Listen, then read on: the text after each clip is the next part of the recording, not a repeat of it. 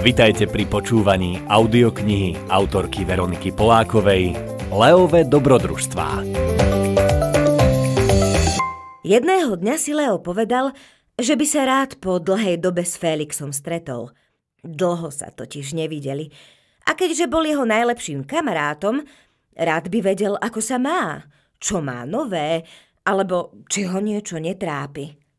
Rozhodol sa, že mu skúsi zatelefonovať a dohodnúť sa s ním na stretnutí. Vytočil jeho číslo a čakal.